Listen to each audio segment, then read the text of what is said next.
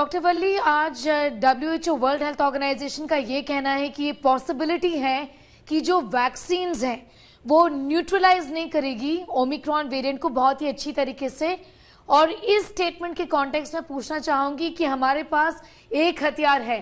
सईद जी ने मास्क की बात की, मैं पूछना चाहूंगी कि कितना जरूरी है सबके लिए इस समय मास्क पहनना, और दिस इज द वेपन, ये हमारे पास एक हथियार है इस इन्फेक्शन चाहे जो भी वेरिएंट हो उसके खिलाफ।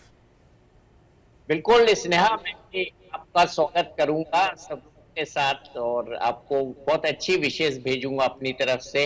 मैं हमेशा ये कहता रहा हूं कि मास्क को अगर हम MAS लिखें MAS के, तो मेरा अपना सुरक्षा कवच है ये।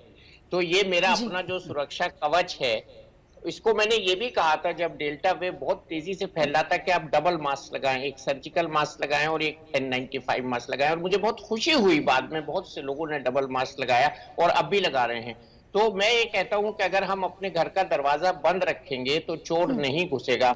इस वक्त का हमारा दरवाजा जो है मेरे मुंह का और मेरी नाक का, वो है मास्क, मेरा अपना सुरक्षा कवच है।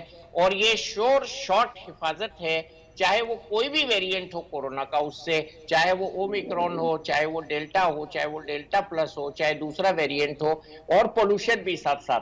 तो मास्क की इंपॉर्टेंस बहुत ज्यादा है और आपका ये सवाल बहुत जायज है। और एक ऐसा ये सवाल है जिसका हमारे पास डेफिनेट उत्तर है, आंसर है, और ये हम गारंटी के साथ कह सकते हैं कि मेरा मास्क मेरा सुरक्षा कवच है। और आजकल सबसे ज्यादा लापरवाही लोग मास्क के पहनने में कर रहे हैं। फंक्शंस में जब जा रहे हैं और वो मतलब मास्क उतार देते हैं, होटल में एंट्री मास्क चेक होता है और अंदर जाके वो मास्क उतार देते हैं, ये अच्छी बात नहीं।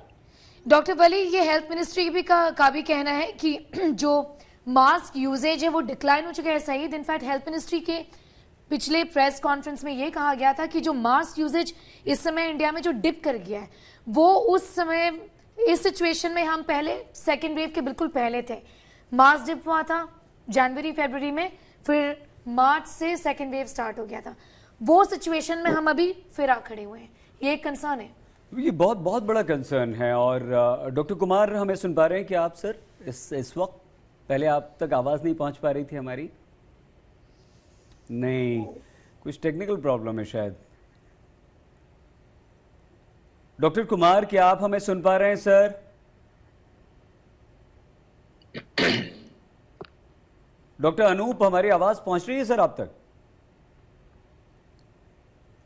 नहीं, शायद कुछ प्रॉब्लम है, कोई बात नहीं, हम बाद में आते हैं। डॉक्टर वली, हम आपसे ये भी समझना चाहेंगे, जैसे कोरोना पहले इसे एक इनविजिबल, अदृश्य दुश्मन कहा गया, और ओमिक्रॉन भी वैसा ही है, तो क्या कुछ सिम्टम्स आप बता सकते हैं? जी देखिए, ओमिक्रॉन के सिम्टम्स माइल्ड हैं और सबसे इंपॉर्टेंट जो इसका सिम्टम है वो है फैटीग, थकान और वीकनेस। और ये करीब 8-10 दिन तक रहेगा, उससे पहले या उसके बाद भी रहेगा, और बुखार हल्का आएगा और गले में खराश बताई जा रही है, जो साउथ अफ्रीकन डॉक्टर ने रिपोर्ट किया था और उसने WHO को भी फॉरवर्ड की थी ये फाइंडिंग। तो उन्होंने यही बताया है कि खराश रहेगी, अनड्यू फटीग रहेगी, और इसके साथ थोड़ा हेडेक रहेगा और बुखार आएगा।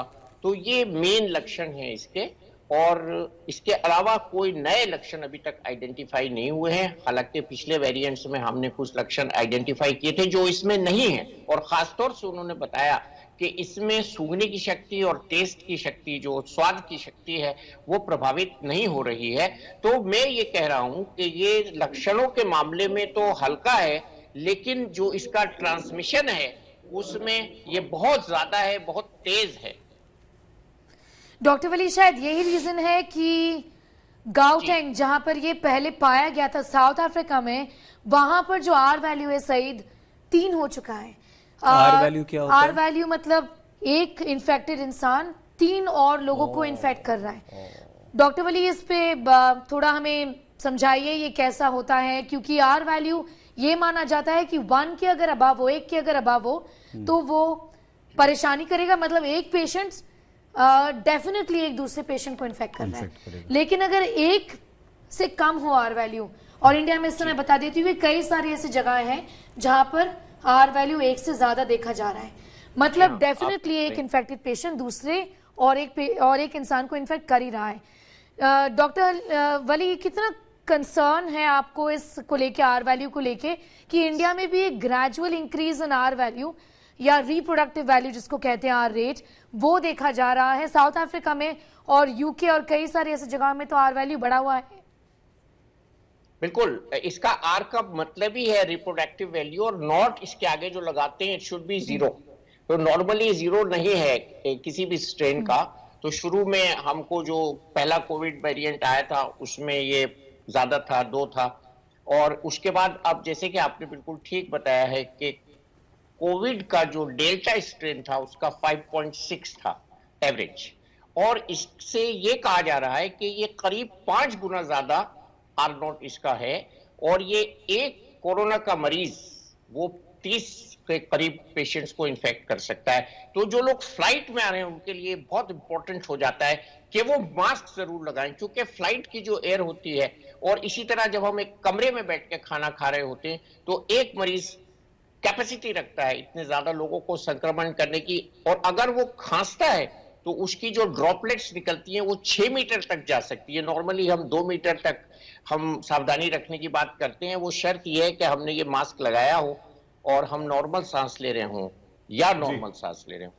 तो अगर हम खांसेंगे या अगर हम जोर से गाना गाएंगे, जैसे पहले सिंगर्स के कुछ स्टेज पे फैला था ये, और इस तरह की कोई भी एक्शन करेंगे जिसमें फोर्सफुल एक्सहेलेशन होगा, सांस की जो श्वास की क्रिया बाहर निकालने को एक्सहेलेशन कहते हैं, उसमें इसका स्प्रेड और ज्यादा बढ़ जाता है, दूर तक जा सकता है। तो ये सब बातें जो हम डिस्कस कर रहे हैं इसमें से एक बहुत इंपॉर्टेंट वर्ड निकल के सामने आ रहा है जिसको सावधानी कहा जाएगा, और सावधानी ही इस वक्त की तकाजा है, इस वक्त का तकाजा है, और इस वक्त की सबसे बड़ी जरूरत है कि हम सावधानी रखें। और आप जो अपना बेशकीमती समय लोगों के एजुकेशन के लिए दे रहे हैं उसमें ये वर्ड उन तक पहुंच जाएगा तो वो शायद समझ जाएंगे कि हमको दूरी बना के रखना है, भीड़ में नहीं जाना है, मास्क जरूर लगाना है, और हमको हैंड सैनिटाइजेशन भी रखना है।